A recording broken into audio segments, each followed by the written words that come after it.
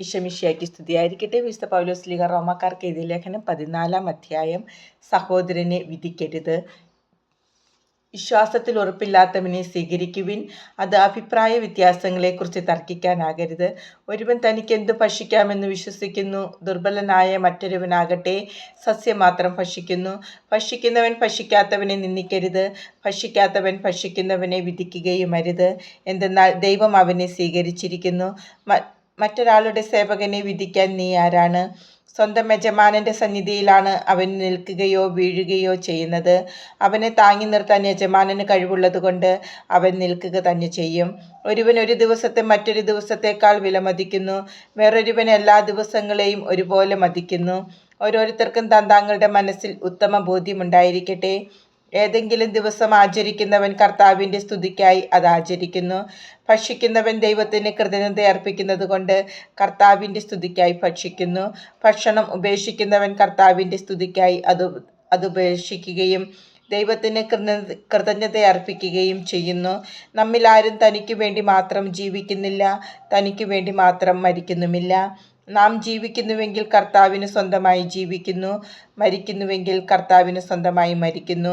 ആകയാൽ ജീവിച്ചാലും മരിച്ചാലും നാം കർത്താവിനുള്ളവരാണ്. എന്തെന്നാൽ മരിച്ചവരുടെയും ജീവിക്കുന്നവരുടെയും കർത്താവായിരിക്കുന്നതിനു വേണ്ടിയാണ് ക്രിസ്തു മരിച്ചതും പുനർജീവിച്ചതും. നീ എന്തിന് നിന്റെ സഹോദരനെ വിധിക്കുന്നു? അഥവാ നീ എന്തിന് നിന്റെ സഹോദരനെ നിന്ദിക്കുന്നു? നാം എല്ലാവരും ദൈവത്തിൻ്റെ ന്യായാസനത്തിന് മുമ്പാകെ നിൽക്കേണ്ടവരാണല്ലോ.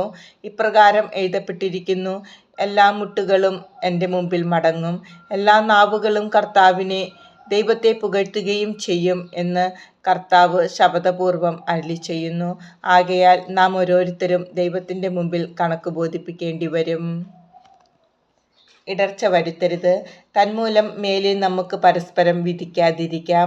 സഹോദരൻ ഒരിക്കലും മാർഗതടസ്സമോ ഇടർച്ചയോ സൃഷ്ടിക്കുകയില്ല എന്ന് നിങ്ങൾ പ്രതിജ്ഞ ചെയ്യുവിൻ. സ്വതേ അശുദ്ധമായി ഒന്നുമില്ലെന്ന് കർത്താവായ യേശുവിലുള്ള വിശ്വാസം വഴി ഞാൻ അറിയുകയും എനിക്ക് ബോധ്യപ്പെടുകയും ചെയ്തിരിക്കുന്നു. എന്നാൽ ഒരു വസ്തു അശുദ്ധമാണെന്ന് കരുതുന്നവന് അത് അശുദ്ധമായിരിക്കും. ഭക്ഷണം നിമിത്തം നിന്റെ സഹോദരൻ്റെ മനസ്സ് വിഷമിക്കുന്നെങ്കിൽ നിന്റെ പെരുമാറ്റം സ്നേഹത്തിന് ചേർന്നതല്ല.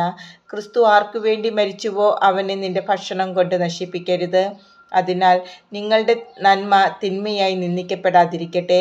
കാരണം ദൈവരാജ്യം എന്നാൽ ഭക്ഷണവും പാനീയവുമല്ല, പ്രത്യുത നീതിയും സമാധാനവും പരിശുദ്ധാത്മാവിലുള്ള സന്തോഷവുമാണ്. ഇപ്രകാരം ക്രിസ്തുവിനെ ശുശ്രൂഷിക്കുന്നവൻ ദൈവത്തിന് സ്വീകാര്യനും മനുഷ്യർക്ക് സുസമ്മതനുമാണ്. ആകയാൽ സമാധാനത്തിനും പരസ്പരോത്കർഷത്തിനും ഒതുങ്ങുന്നവ നമുക്ക് അനുവർത്തിക്കാം. ഭക്ഷണത്തിൻ്റെ പേരിൽ നിങ്ങൾ ദൈവത്തിൻ്റെ പ്രവൃത്തി നിഷ്ഫലമാക്കരുത്. എല്ലാ വസ്തുക്കളും ശുദ്ധമാണ്. എന്നാൽ അപരന് വീഴ്ചയ്ക്ക് കാരണമാകത്തക്ക വിധം ഭക്ഷിക്കുന്നവന് അത് തിന്മയായിത്തീരുന്നു.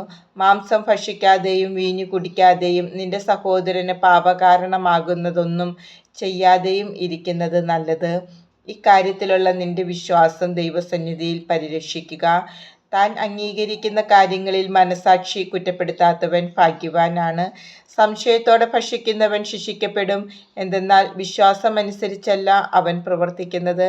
വിശ്വാസത്തിൽ നിന്നല്ലാതെ ഉത്ഭവിക്കുന്നതെന്തും പാപമാണ്.